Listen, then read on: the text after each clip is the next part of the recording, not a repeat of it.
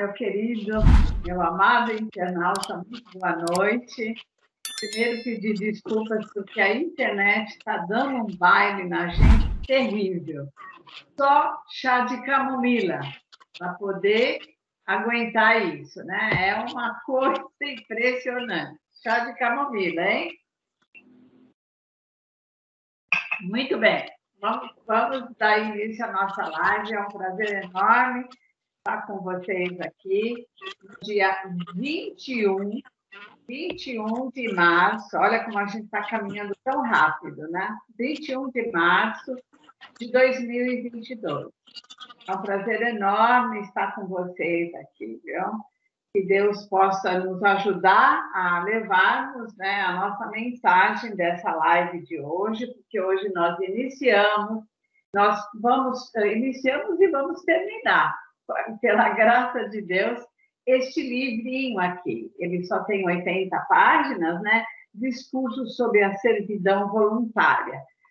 Mas antes, como eu sempre faço, né, os nossos abraços, né? Hoje o nosso abraço é, sem dúvida, muito especial para o nosso presidente, Jair Messias Bolsonaro, 67 anos.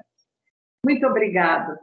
Nós queremos realmente agradecer ao senhor, presidente, que está levando a nossa nação, e até agora, com tanta perseguição, não dá nem para enumerar, né? Mas o nosso abraço muito sincero, muito carinhoso para o senhor, desejando que Deus lhe dê muitos anos de vida e com muita saúde. Conta conosco, presidente.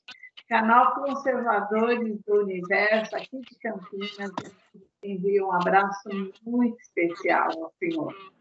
Um abraço também muito especial vai para o nosso querido Alexandre Costa, que nós comentamos o seu livro, né, nos 10 últimos encontros, porque nós comentamos, acho que foram mais de 10, né? Porque nós comentamos o seu livro inteirinho, Alexandre.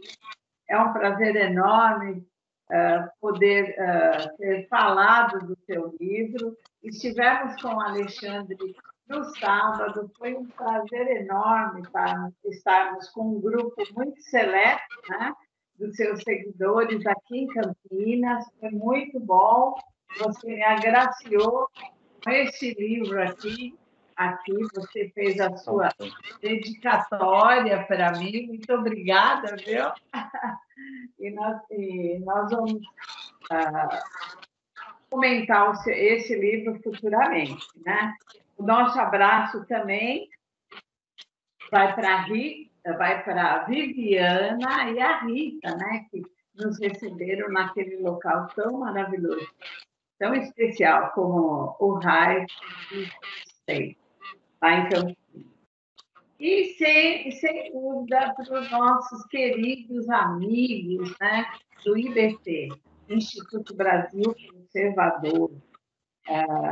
Nós também lá tivemos um encontro com o André Chiara. André, também aquele abraço especial. Você é uma pessoa muito, muito especial.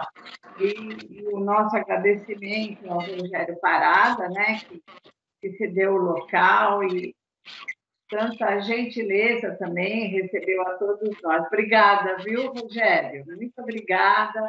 A Patrícia também, a sua esposa, que é fantástica. O Marco, né, que é do IBC também, estava lá conosco. Enfim, todo o pessoal do IBC que estava lá, eu também quero agradecer, né? Também quero agradecer mais uma vez ao Major Jaime. Fizemos uma visitinha para ele lá no gabinete, na semana passada, e conhecemos todos os seus assessores, um pessoal muito bacana, muito simpático. Um abraço para todos vocês. Só faltou a Sônia, porque a Sônia está de férias, né? Mas um abraço a todos. Viu, Capitão Ortega, César, doutor Hércules, né? Deixa eu ver se eu não esqueci de mais ninguém. Deixa eu ver. Não, tem o Soares também. Obrigada, Soares. Muito obrigada. Bom, como sempre nós alertamos, nós não somos analistas literários, somos apenas leitores. E como leitores, né, nós fazemos o nosso comentário, um incentivo a você para a leitura. É muito importante. Só a leitura nos fortalece, né? E hoje nós temos o Guilherme está conosco, infelizmente a Dani teve um problema, ela não pôde estar conosco. Nós aproveitamos e mandamos um abraço para você, Dani. Estamos sentindo sua falta, viu? É o Guilherme que está conosco, o Guilherme Fagundes, né? E ele vai estar conosco. Eu começo falando sobre esse livro, né? E este livro, né, ele fala de que no Ocidente de hoje, milhões de pessoas assistem diariamente, eu estou lendo aqui a parte de trás do livro, só para contextualizar esse momento. Então, novamente, né, no Ocidente, né, no Ocidente de hoje, milhões de pessoas assistem diariamente a diminuição cada vez mais dramática de suas liberdades individuais, e, em muitos casos, não apenas se calam, como apoiam expressamente quem lhes faz esse desserviço. Que espécie de covardia patológica leva nações inteiras a sujeitarem-se voluntariamente a um indivíduo ou uma pequena elite, como é o nosso caso atual, né? Essa investigação feita em discurso sobre a servidão voluntária, escrita, pessoal, no século XIX, porém mais atual do que nunca. A obra é considerada um início que hoje é conhecida teoria da desobediência civil e da luta violenta. Guilherme, será que é o meu? Estou ouvindo muito ouvido? Será que seria o meu fone? Eu acho que eu vou tirar. Quem sabe, acho que pode ser que melhore. Será que melhorou, Guilherme? Você vai me dar um alô, porque estava dando muita interferência. Não sei se é a minha internet, mas depois você verifica. Eu tirei o fone de ouvido, espero ter melhorado, ok? Ok. Muito bem. Então, eu queria aqui indicar para todos vocês um filme chamado Grande Desafio. Ele foi feito em 2007, né? Por Denzel Washington. É muito interessante esse filme, porque ele trabalha muito a argumentação. É muito interessante. Ele trata, sem dúvida, do problema racial. Hoje é o dia, né? Hoje, dia 21, é o Dia Mundial, né? Em que se luta contra o racismo. E eu também quero fazer esse apoio, né? A todas as pessoas que foram perseguidas, né? Por causa da sua pele. Infelizmente, ainda hoje acontece isso, né? E quando Deus nos fez, Ele nos fez únicos, não tem pele nenhuma, né? Que possa deixar alguém superior a outro, não é? Ele nos criou todos iguais. Então, realmente lamentável. E nós queremos juntar agora com esse comentário, é que todo tipo de opressão é criminoso. Todo tipo de opressão. Não importa se seja pelo país, seja pela religião, qualquer que seja a opressão, ele é criminoso. Tem que ser combatido sem dúvida nenhuma, né? Nós vemos que... eu vou pegar até um versículo que está no livro de Eclesiastes, né, escrito, imagina, foi o rei mais sábio, né, que os egípcios tiveram, que foi o rei Salomão, Ele escreveu, né, no livro de Eclesiastes, olha só que interessante, versículos 7 e 7. Verdadeiramente, a opressão faz encoidecer até o sábio. Olha, ele continua, mas parte eu separei só essa parte. A opressão é terrível. O que a gente tem notado nos nossos dias é uma opressão absurda contra a população, não só do Brasil, mas a população mundial. Primeiro foi a pandemia, agora é a guerra na Ucrânia. Eu faço e a guerra realmente de narrativas que nós temos pela mídia, né? Então, realmente toda a opressão não pode prevalecer e nós temos que lutar contra ela. A opressão é uma das maiores armas malignas. Nós só temos um inimigo, né? E ele usa pessoas para nos oprimir. Então,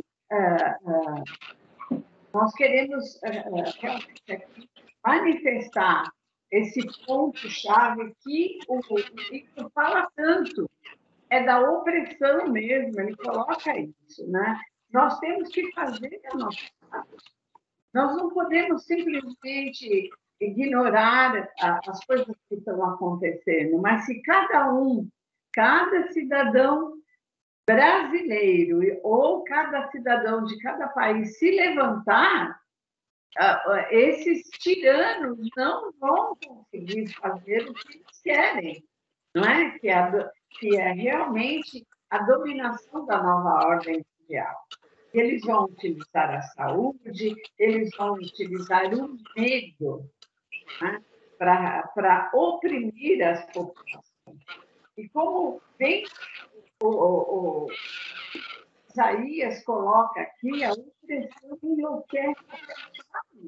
Olha que coisa interessante. Eu achei fantástico esse versículo, né? E nós somos livres. Deus criou livres. Temos nos deixar oprimir, seja por quem for. E ainda nós não somos escravos, nós somos livres. Eu queria fazer alguns comentários já do livro. Eu vou ter questão, Guilherme, de ler algumas coisas. Perfeito, Cléia. Muito interessante. Eu vou ler aqui na página 15. Olha só. Eu começo com a página 15. Ele diz o seguinte: que é esse vício terrível, né? Um número infinito de homens, não apenas obedecendo, mas servindo. Olha que coisa, né? Não apenas sendo governado, mas tiranizado, sem propriedade. Presta atenção, isso daqui é século XVI, tá? Vamos lá, em século XVI que foi escrito. Sem propriedade, nem paz, nem filho, nem vida própria que pertence, né? Vê-lo sofrer o povo e a crueldade, não de um exército, nem de um atribo de bárbaros. Os pais deveriam defender seu sangue, né, e sua vida, mas apenas de um. Não de Hércules, não, mas de um mesquinho homem. Muitas vezes o mais covarde, gente, eu vou usar um termo aqui que está no livro, isso foi escrito em século XVI. Por favor, não venham dizer, né, que eu sou homofóbica. Nada disso, mas ele coloca aqui, né? Então, vamos lá. Muitas vezes, o mais covarde, o mais determinado do país, pouco acostumado ao pó das batalhas e à areia dos combates, incapaz não só de comandar homens, mas também de satisfazer a menor das mulheres. Então, vamos ver, deixa mais uma vez claro, né, no livro no século XVI. E a maneira de era outra, mas que a gente pode realmente retirar aquilo de bom que ele tem. Então, ele continuando, né, Etienne de la Boittier, me perdoem se eu não pronunciei o francês correto, né? Vejamos, depois eu falo um pouquinho a respeito dele. Ele continua dizendo: daremos a isto o nome de covardia? Chamaremos esses homens de submissos de covardes? E aí ele coloca: poderíamos talvez dizer com razão, é falta de coração, mas se 100.000 sofrem opressão de um único homem e ainda afirmam que não se atrevem a atacá-lo, ou que não querem, não seria, então, covardia, mas sim desprezo ou desdém? E aí, eu, mais adiante, né? Finalmente, se nós vemos 100.000 homens, mas 100 países, 1.000 cidades, 1 milhão de homens, recusando-se a atacar quem os trata como servos e escravos, como descreveríamos isso? Seria covardia? E continuando, né? Aí, olha, ele coloca: que vício monstruoso é esse que sequer merece o título de covardia que a natureza repudia e a língua se recusa a nomear. Indo ainda, ele coloca ainda: sendo alguns livres que lutam por sua liberdade e outros, por sua vez, lutam para roubá-la. Olha só. A quem você promete a vitória? Quem mais corajosamente vai para a batalha? Aqueles que esperam como recompensa a manutenção da sua liberdade, né? Ou aqueles que esperam pelos golpes de destruição apenas a servidão de seus adversários? Aqueles que são livres, diante de seus olhos está a felicidade, né? De suas vidas passadas, a expectativa igual, né, de igual bem-estar para o futuro. Eles pensam menos no que suportam durante a batalha, ou seja, são corajosos, né, lutam, né, do que suportarão eles, seus filhos, toda a sua posteridade. Os outros, o que eles apenas esperam? Vestirem da ganância. É muito interessante tudo isso que Etienne de La Boétie coloca. Vamos colocar que foi editado lá nos anos 1880, né? Coisa, porque Etienne nasceu em 1530. E é muito interessante. Ele ainda um pouquinho mais, tinha mais coisas para colocar, mas eu um pouquinho mais adiante, na página 19, ele fala: quanto a esse tirano sozinho, não há necessidade de lutar contra ele mesmo.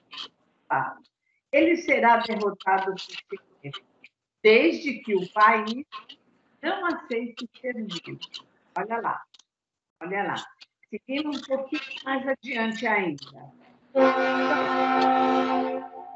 Aí ele coloca o seguinte: são, portanto, os próprios povos que se abandonam, ou melhor, se maltratam, pois deixariam de sofrer no momento mesmo em que deixassem de ser filhos. Aí que está. Ele coloca muito bem, ele chama a atenção daqueles que estão ouvindo, né? É o próprio povo que aceita a escravidão. Corta as próprias gargantas. Quem podendo escolher entre ser submisso ou livre, repele a liberdade e aceita o jugo? Quem concorda com o mal, ou melhor, quem o procura, é muito interessante as colocações que Etienne faz aqui, esse pequeno né? Ele diz: o fogo de uma pequena faísca cresce e se torna sempre mais forte quanto mais lenha encontra, né? Devorando-a. Contudo, ele acaba sozinho quando paramos de alimentá-lo. Do mesmo modo, são Quanto mais saqueiam, mais exigem, mais a ruim traz. Quanto mais eles dá, serve, mais eles se tornam fortes e prontos para destruir. Mas, se não lhe demos nada, se não os obedecemos, sem bater, sem atingir, permanece nos derrotados, né?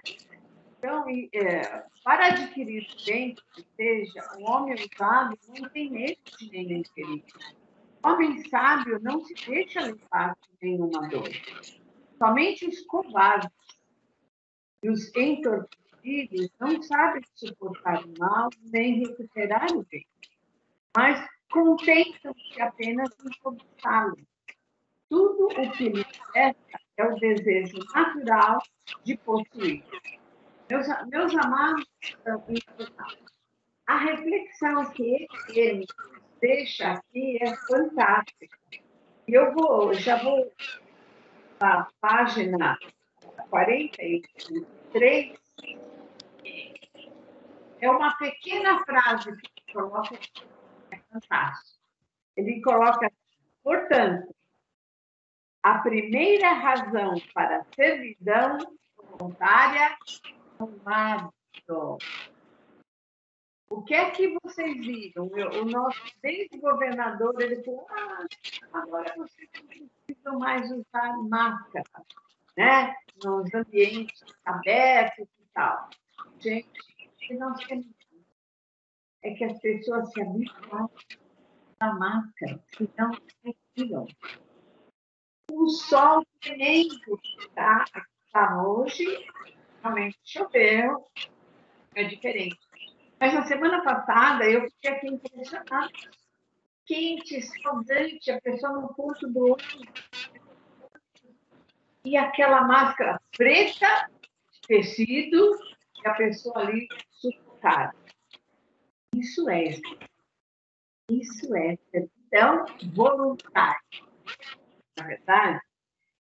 E aí, continuando um pouquinho mais, aqui umas anotações, deixa eu ficar na página 47. A primeira razão pela qual os homens servem voluntariamente é o fato de isso criado como tais. Realmente, alguns povo, por exemplo, o hebreu, lá no Egito, né? Quando ele se vê no deserto livre, ele vê as primeiras dificuldades, ele quer voltar para a escravidão. É impressionantemente o ser humano. É muito interessante.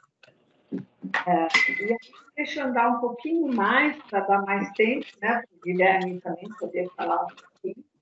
Na página 48, Etienne diz o seguinte: é certo que, ao perder a liberdade, perde-se imediatamente a coragem. Pessoas submissas não têm a dor, nem valentia em combate. Vão para lá como que amarradas e entorpecidas por obrigação. Elas não sentem em seus corações a dor da liberdade, não é? O que faz desprezar o perigo e querer ganhar honra e glória numa bela morte entre aqueles que são livres pelo contrário, é para o bem comum, para o melhor de todos, que cada homem luta. E aí, ainda mais,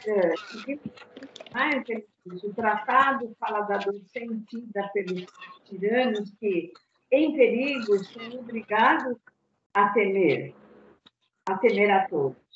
Ele diz, entre outras coisas, que os maus reis recorrem. Presta atenção, olha, isso daqui eu achei fantástica que o Etienne colocou. Os maus reis recorrem a estrangeiros mercenários, subornando-os, porque não se atrevem a dar armas a seus súditos, a quem fizeram mal.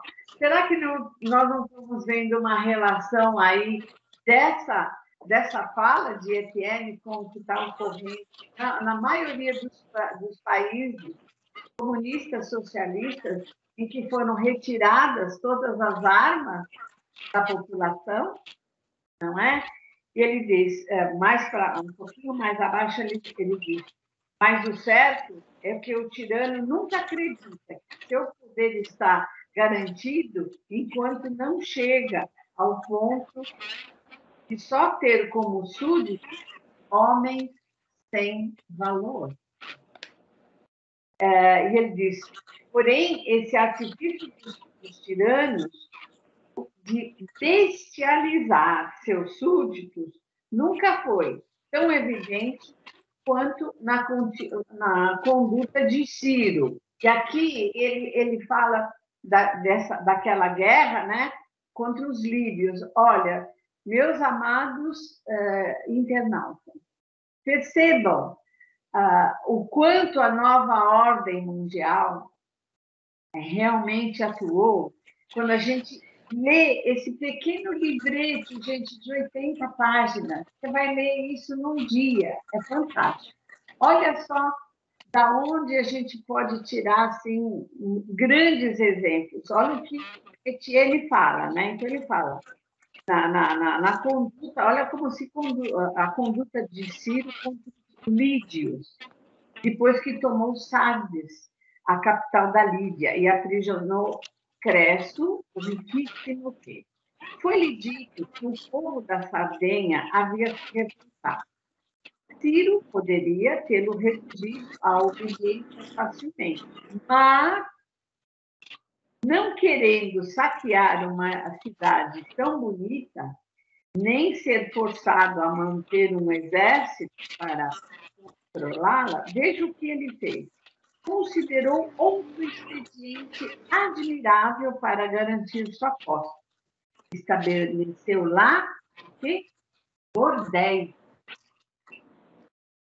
tabernas e jogos públicos, entretenimento, circo, como Nero, né? Circo, né? E emitiu uma lei que exigia que todos os cidadãos ficaram lá. Ele ficou tão realizado com os resultados da guarnição que não precisou mais desembainhar a espada contra os líbios. Como ele coloca, né? Como ele coloca, esses desgraçados se divertiram tanto inventando todos os tipos de jogos que a forma latina da palavra utilizada para se referir ao que chamamos, né, de passatempo, né, de diversão, é lude. Olha só, pela corrupção do termo lide, parênteses, de vídeos.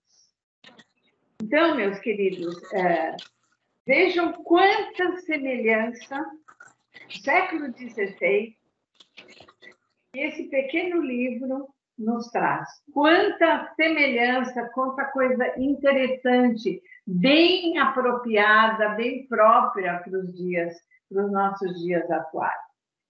E agora, Guilherme, eu vou passar para você, né, para que você faça os seus comentários, né, daqui por diante, né, o que você... Tem tanta coisa aqui que a gente poderia colocar um pouquinho mais. Mas só para dar uma informação para o nosso querido internauta, Etienne de la Boétie foi um escritor e magistrado francês, não é? Ele nasceu no sudoeste da França em 1530. Órfão desde muito cedo, foi criado pelo tio. E ainda jovem, formou-se em Direito na Universidade de Orleans. Nos breves 32 anos que viveu, infelizmente, ele viveu tão pouco, né? Ele morreu de tuberculose, que era algo comum na época, né? Veja só, ele exerceu uma carreira brilhante como juiz e diplomata, mas ficou também conhecido como pensador e figura literária de destaque. Traduziu grandes clássicos como Plutarco, E Virgílio, gente, olha que coisa linda. Escreveu sonetos e frequentou círculos de poetas renomados na época. Montaigne, seu amigo íntimo, descreveu em seus famosos ensaios no capítulo sobre a amizade como um sábio estoico, capaz de suportar a morte com serenidade. Esse foi Etienne. Então, eu gostaria de passar agora a palavra ao Guilherme, para ele ter os seus comentários, né, sobre o que você viu, né, no restante do livro, e também pode falar do princípio, você fica à vontade para você, como um jovem, você tem 23 anos, você vê um jovem, e você está fazendo direito, quer dizer, eu acho que deve ter sido muito interessante a leitura desse livro, né, Guilherme?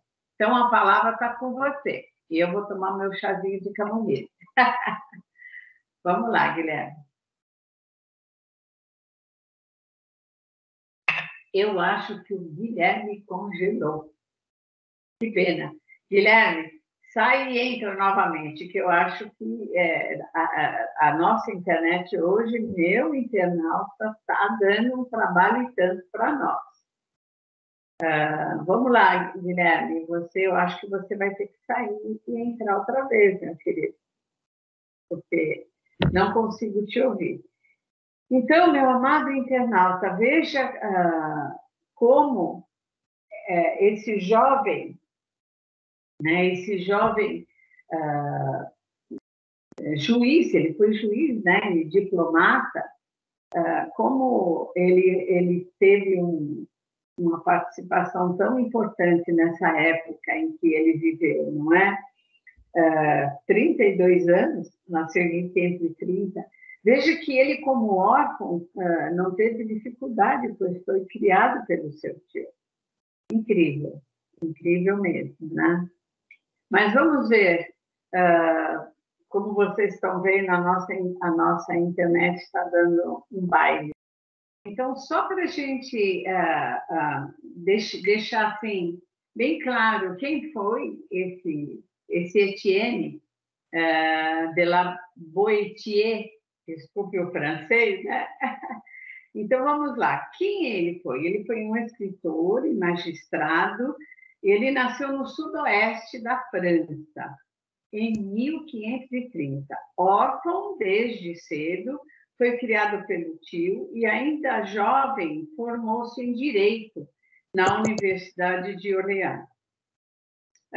Nos breves 32 anos que viveu, porque ele faleceu muito cedo, né? Ele teve tuberculose, que era o mal da época, né?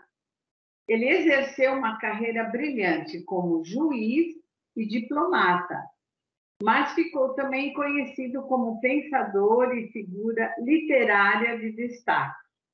Ele traduziu grandes clássicos como Plutarco e Virgílio, escreveu sonetos e frequentou os círculos de poetas renomados da época.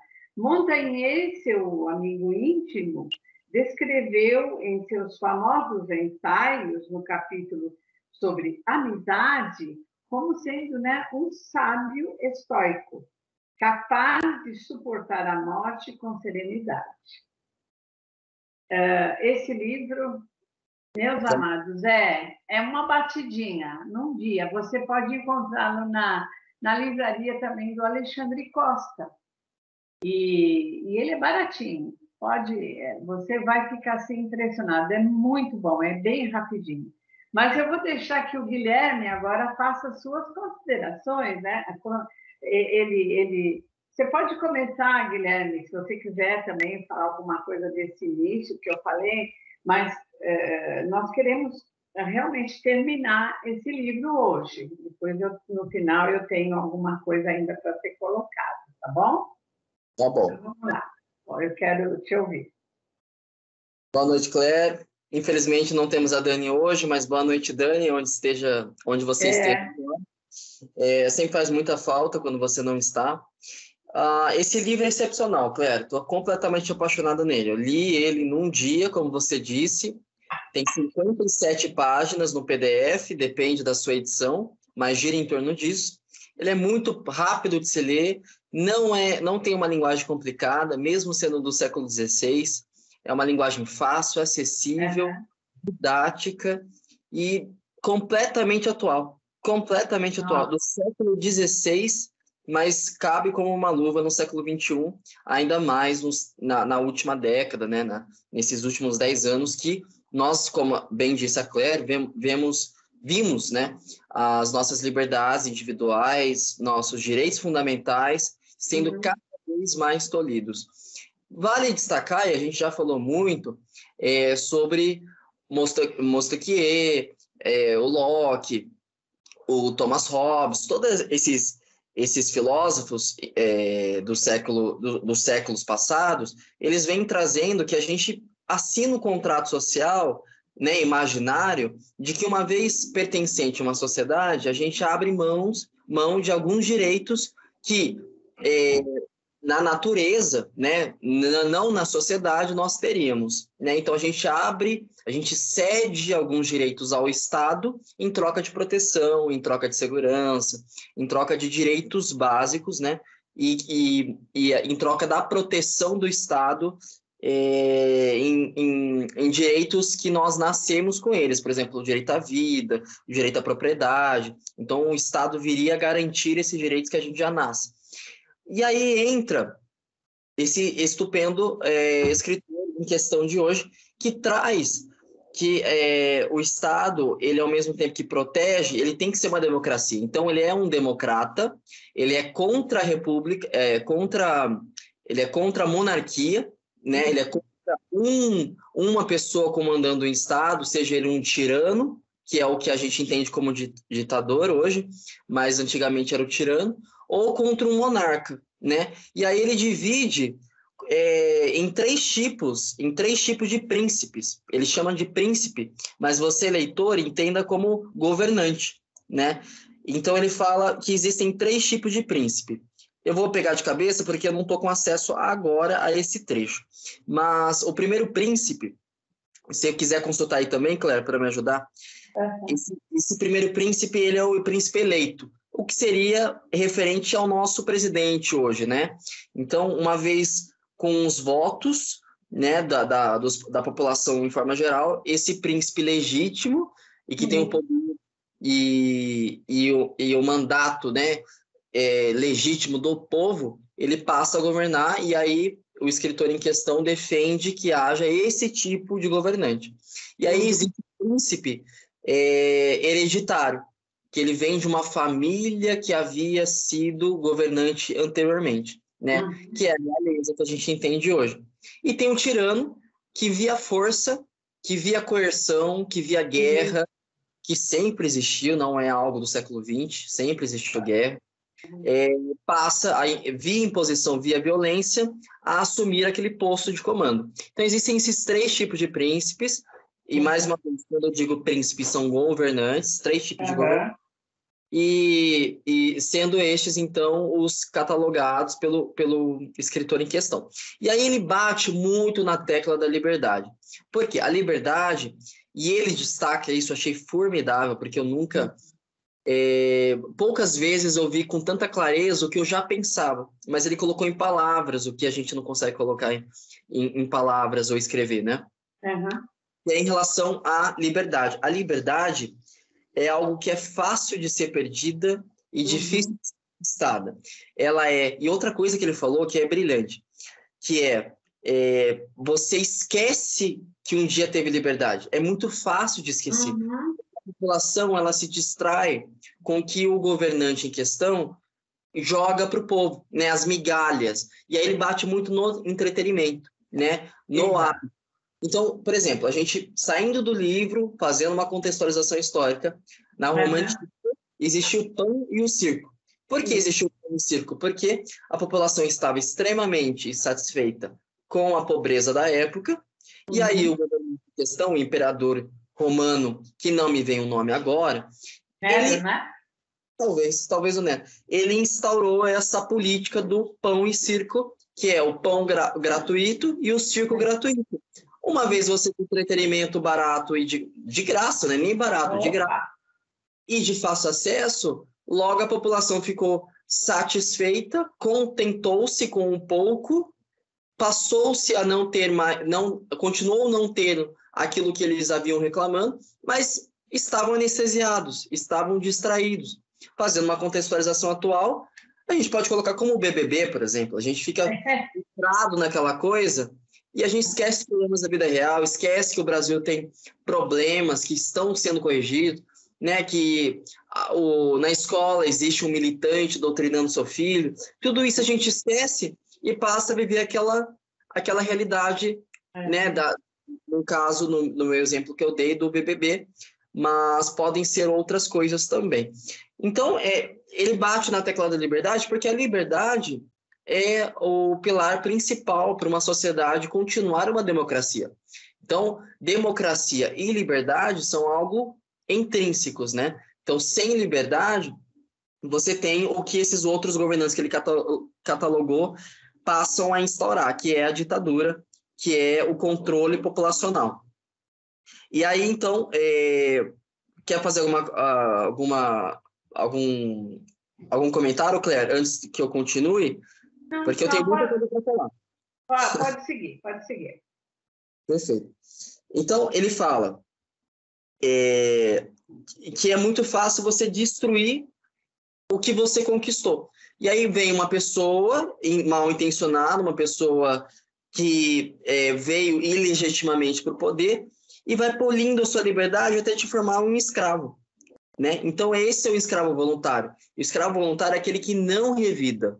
E aí ele diz que você perdendo a liberdade, você perde a coragem. Você perdendo a liberdade, você perde a proatividade, o intuito de reagir. Você perde essa capacidade de reação, você fica anestesiado. Primeiro, porque você tem essas distrações que eu pontuei de entretenimento. Exato. Você tem o hábito, que ele bate muito no hábito sendo algo consonante, né? Então, existe aquela coisa na psicologia do consonante. Você condiciona um cachorro ou uma pessoa a determinado hábito e tem uma resposta decorrente desse hábito. Qual foi a resposta, fazendo uma contextualização atual? Da obrigatoriedade da máscara. Você vê hoje, mesmo não sendo mais obrigatório, como bem destacou a Claire, um uso espontâneo da mesma, né? Sem a obrigatoriedade. Por quê? Porque são pessoas que ou ainda não concordam com a utilização da máscara, mas entendem que é importante e usam mesmo assim, e existem aqueles que não, eu preciso usar, e agora eu acabei de sair do mercado, eu vou fazer um exemplo. Eu saí do mercado e tinha uma mulher na fila dizendo o seguinte para a senhora da frente que estava sem máscara. Viu, você não pode colocar máscara? A senhora de trás falou assim, o governador liberou a máscara. E aí ela falou, mas isso está errado, mesmo o governador falando, isso está errado, porque as pessoas, você coloca a segurança, a saúde, né, das outras pessoas em risco a partir do momento que você não usa a sua. Então, eu fiquei ouvindo isso e vi o tamanho da lavagem cerebral, e não é um caso isolado, né? É algo que foi repetidamente dito na mídia e, né, pelo público sem base em forma geral, e as pessoas, como essa senhora, que não tem base, que não tem fundamento, que não estuda e que não tem acesso à internet, talvez, adotou isso como uma regra de vida. Talvez agora, daqui para frente, até a morte dela, ela vá usar. Por quê? Porque é hábito. Eu vi uma vez a frase, eu não vou lembrar o autor, que é mais fácil você mudar de religião do que mudar de hábito. Porque é muito difícil mudar. Verdade. A pessoa que é fumante, ela pode, e um ex-fumante, ela pode dar uma contribuição para a gente com um depoimento, o quanto foi difícil, é muito difícil. Então, ele bate na tecla do hábito e eu super concordo porque é atual, né? Tem a questão da máscara, tem a questão do passaporte sanitário, tem a questão da vacina. Então, e aí ele destaca que não só tem influência, né? A questão do hábito, a questão do entretenimento, a questão da perda da liberdade na geração atual. Mas isso se reflete nos filhos, nos descendentes, Porque esses descendentes, eles vão nascer já nesse contexto, né, de servidão, da servidão voluntária, dos direitos políticos. E eles não vão conseguir voltar ao que era antes, a não ser via revolta, né? E ele bate nessa tecla que existe um ditador, uma pessoa contra uma massa de pessoas, só que por essa pessoa ter o poder estatal na mão, do exército, da força armada, ele consegue manter essa população em forma de gado, em forma de servos, né? E ele traz esse ponto das gerações futuras. Elas vão nascer já nesse contexto, não vão se revoltar, porque esse é o normal delas, elas sempre vivem isso. O anormal é outra realidade, senão a que elas nasceram. E passam a adotá-la, e aí elas perdem ao longo da vida mais direitos, e a outra geração nasce mais uma vez com menos direitos. Então é uma cadeia que vai, e a menos que haja uma revolta, que é muito raro, né, uma revolta coordenada com líder, né, não é nenhuma revolução, porque nós conservadores não apoiamos revolução, mas nós apoiamos a revolta contra a ditadura, contra o Estado totalitário, né? Nós não somos revolucionários, nós somos conservadores. Por isso a gente não quer que haja perda de direitos fundamentais, como houve na pandemia. Então, só uma parte, Guilherme. Nós vimos esse tipo de comportamento sendo introduzido na nossa sociedade, né? Quando a gente vê o primeiro BBB, então a população viu pessoas confinadas ali, dentro de uma casa, mas comendo bem, se divertindo. Aí veio o segundo, e eles participando. E olha, e a população podia participar, a população era entrevistada. Quem você acha que tem que ficar na casa? Quem você acha que tem que sair? Então, aí a pessoa se sentia famosa. Olha, eu estava na Globo, eu fui entrevistada pela Globo. Então, esse comportamento, olha, foi assim, conta-gotas, né? Foi conta-gotas. E foi interessante, até que chegou a pandemia e nós tivemos um BBB real. Fique em casa. Então, a gente via, o que a gente via? Os artistas lá fazendo um jantar, né? Arrecada vinho, enquanto a maior parte da população não tinha o que comer, porque aqueles pequenos que vendiam os seus produtos hoje para comer o jantar, não é? Ou o café da manhã do dia seguinte, eles não tinham o que comer. Era impressionante. As pessoas foram proibidas de trabalharem.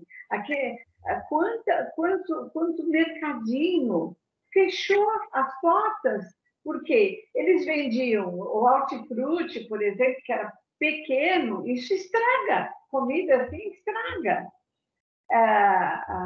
Eram pequenos, então a população foi acostumando. O que nós vimos foi assim algo surreal.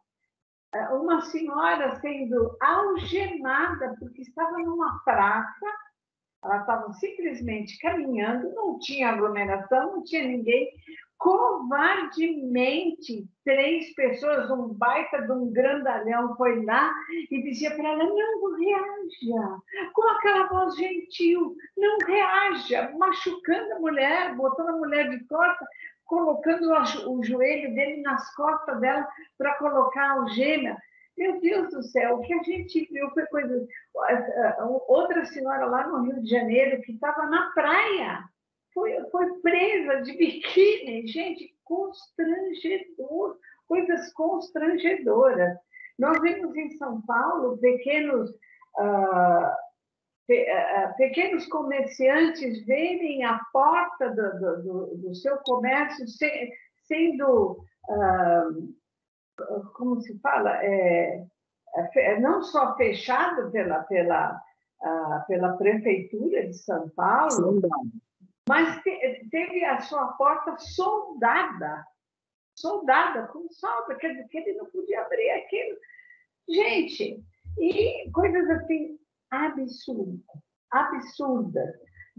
E o medo sendo instalado. Aí o prefeito Mário Covas, né, que Deus o tenha, nós já compramos 34 mil urnas funerárias, quer dizer, esse é o seu destino, se você vai dar. Meu Deus do céu. É exatamente o que o Etienne fala aqui. As pessoas ficaram amedrontadas, né? Dentro de casa. Agora, quem tinha o que comer, tudo bem, né? E quem não tinha? Como é que foi? Foi um período tão tenebroso, e logo em seguida vem as vacinas, né? A gente tem visto tanta coisa, né? Tantos efeitos colaterais que não são colocados. Ninguém é contra a vacina. Eu tomei todas as vacinas. Eu tenho 72 anos, eu tomei todas as vacinas. Eu sou contra a vacina. Mas, se tem alguém que está em dúvida, ela tem o direito de esperar um pouco mais. Ela tem o direito de ela esperar, ela está com dúvida. Ela tem o quê? Por exemplo, tem pessoas que têm alergias tremendas. Como é que vai tomar uma vacina que ela não sabe ainda qual o efeito que vai fazer no corpo dela? Como ela é obrigada a tomar determinado? E, olha, os médicos foram colocados de lado e surgiram os doutores, jornalistas e políticos, ditando as normas. Então, a gente não é contra as vacinas, a gente é contra as vacinas experimentais. Exato, né? Isso, exatamente. A esquerda traz isso como uma pecha para a gente, dizendo que a gente é contra as vacinas de forma geral, mas nós não somos contra a vacina da cachumba, rubéola, catapora, da gripe, etc. Exato. Uma vacina que foi criada em 11 meses, de forma escusa e oculta, sem transparência, como são de outras vacinas comuns. Então, a gente é contra esse tipo de vacina. Posso dar continuidade? Pode continuar agora. Perfeito. Então, e aí o escritor traz um exemplo sobre o hábito, né? E aí existia o reformador de Esparta, chamado Licurgo. Licurgo tinha 2 cachorros. Um cachorro foi criado tomando, melhor dizendo, leite na cozinha, e o outro foi criado solto no campo da residência em que vivia, caçando lepres, ou seja, um cão selvagem praticamente. Chegou um certo dia que houve um evento público na praça de Esparta. E Liturgo, melhor dizendo, levou os 2 cachorros à praça e deixou uma vasilha de leite e uma lepre, para ver qual caçaria qual e qual tomaria o leite. E aí, o cachorro que foi habituado a tomar o leite, enfim, viver dentro de casa, ele não foi caçar. Porque é exatamente disso. E o outro que estava habituado a caçar, que não havia comida gratuita e fácil para ele, foi caçar a lepre.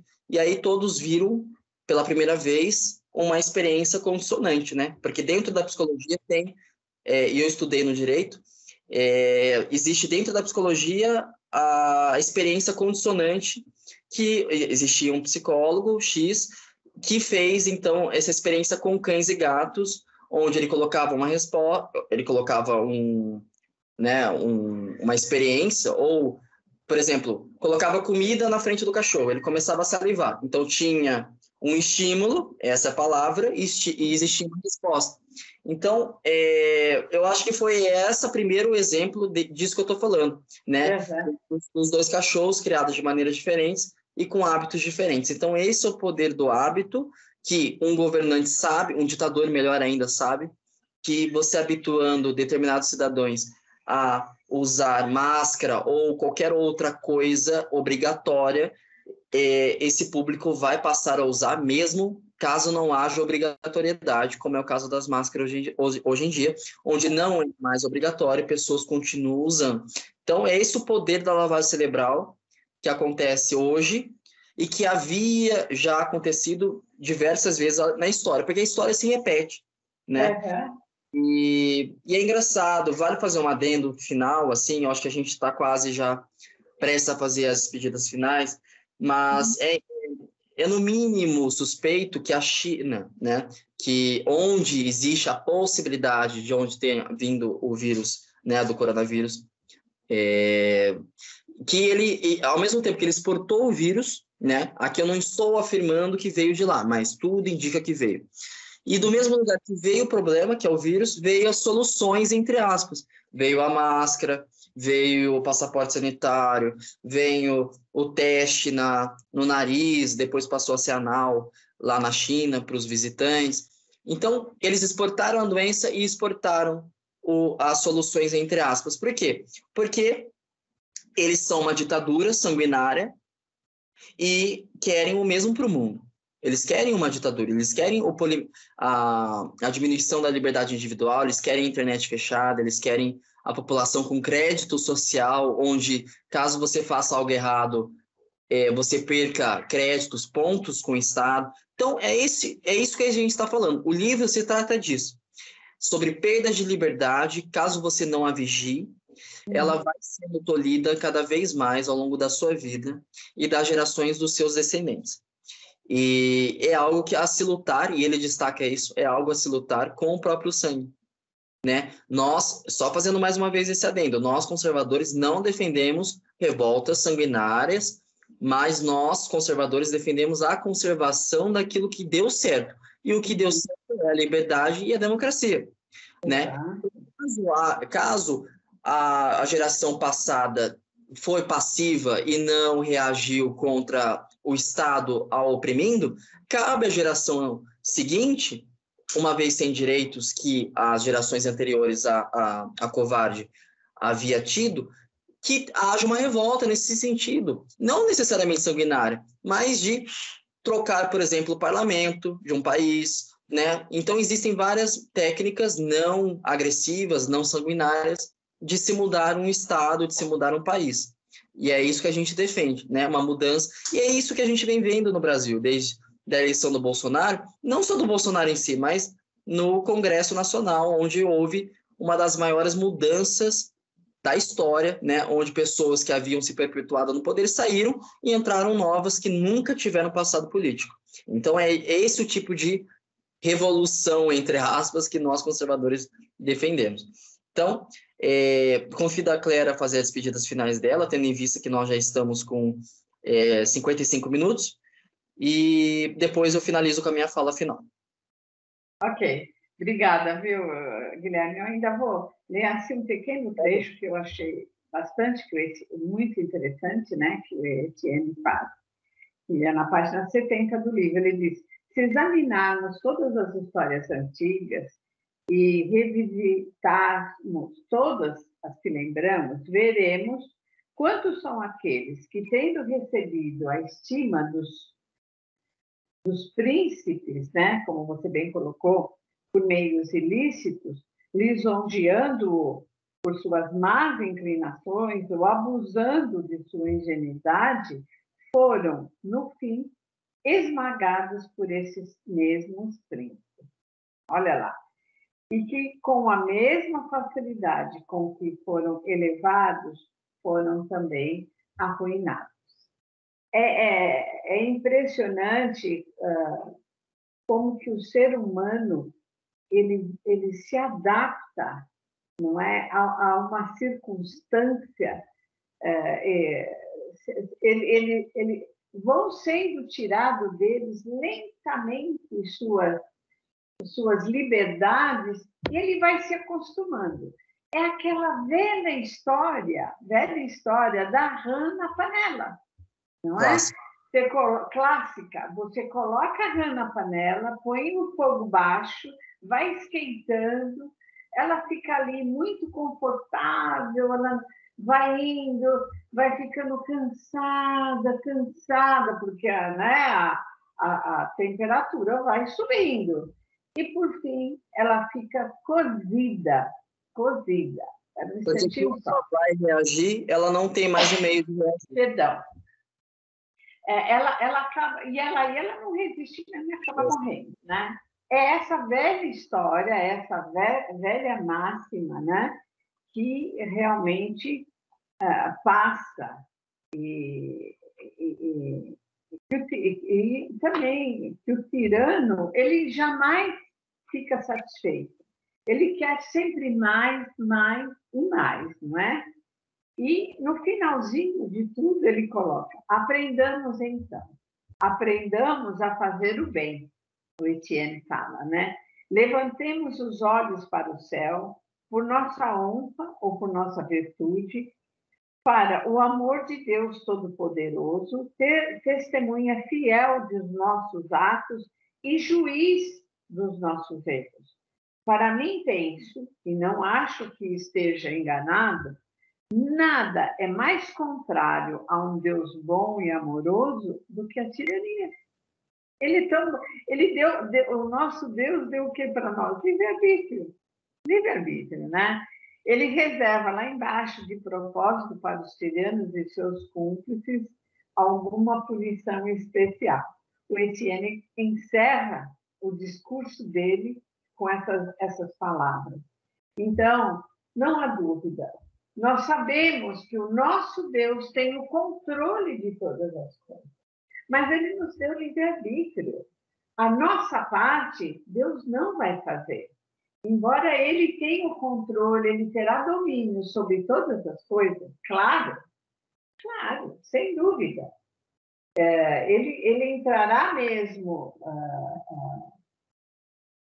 no controle de tudo, sem dúvida.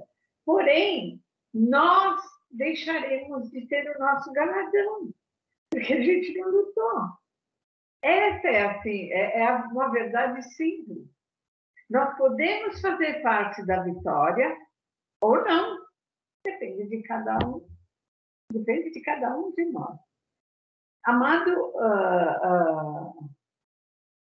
internauta, semana que vem nós vamos iniciar outro livro e a gente vai dar um certo respiro desses assuntos, né?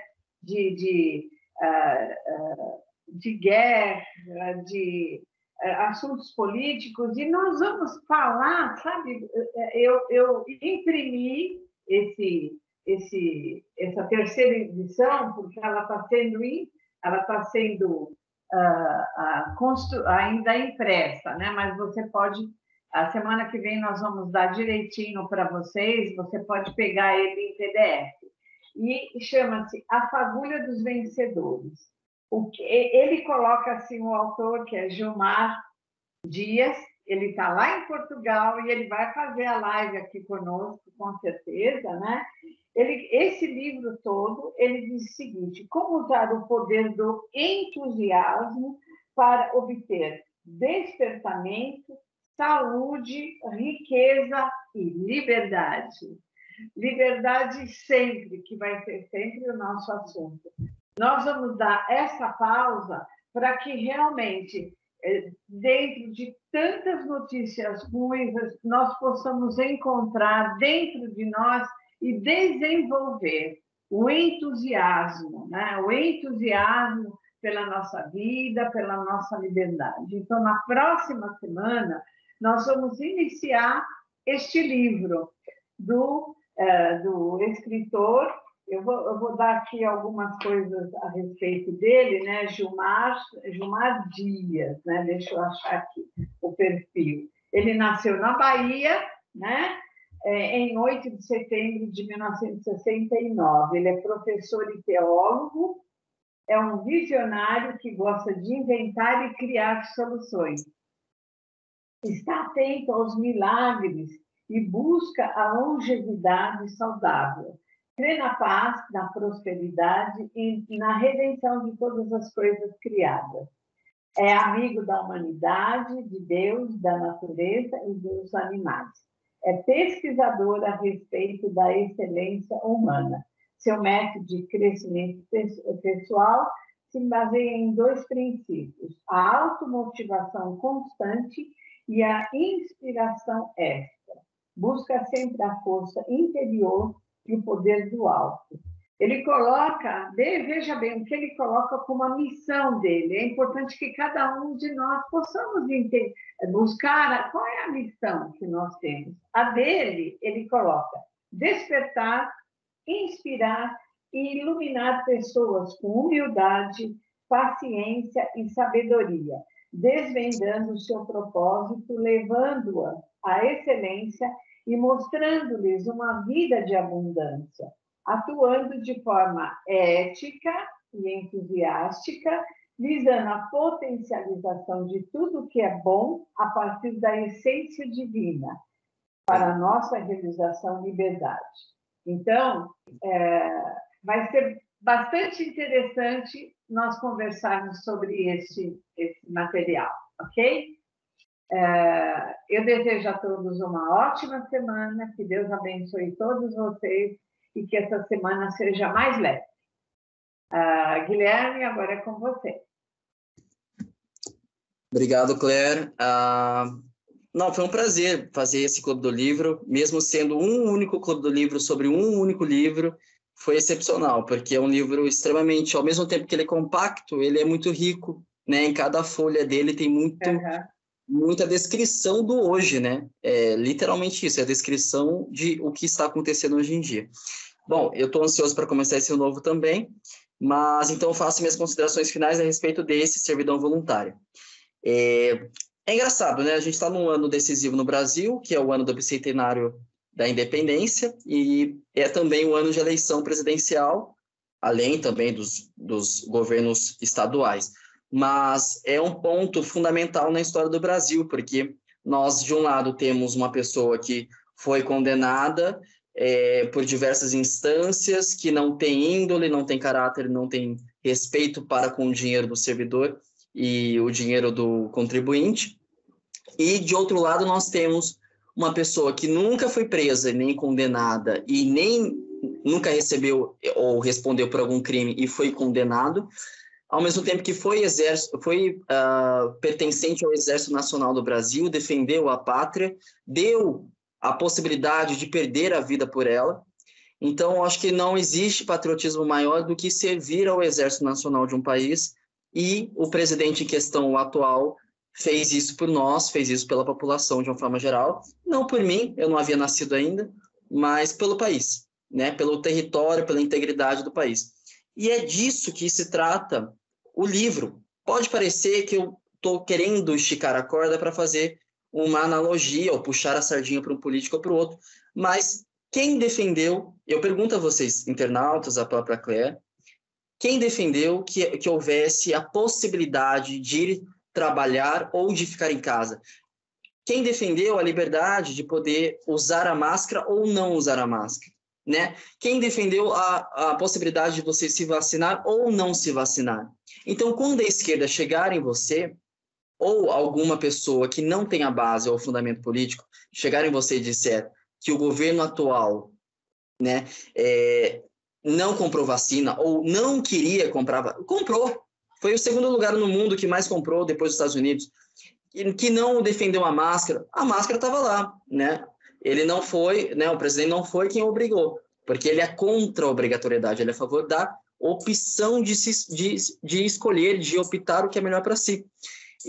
Então, é disso que se trata o livro, liberdade, não é libertinagem, não é fazer o que bem entender, porque existem normas e regras que regem um país, mas um governante sábio é aquele que defende a liberdade e o livre-arbítrio, assim como Deus defendeu o livre-arbítrio na palavra dele. Então, eu acho que está muito claro o caminho que você, internauta, deve fazer nesse ano, escolhendo o seu representante, para que haja continuidade de tudo aquilo que a gente destacou nesse livro e daquilo que a gente destacou negativamente, para que não haja para o nosso país, né, similarmente ao que está acontecendo nos países ao redor aqui do Brasil, Argentina, Venezuela, futuramente no Chile, depois da mudança dessa Constituição, que ficou péssima, e de Cuba também. Então, a gente tem vários exemplos de caminhos a não se seguir, e serve de alerta, então, essa cartilha porque é o que eu considero, né? Um livro de alerta, servidão voluntária.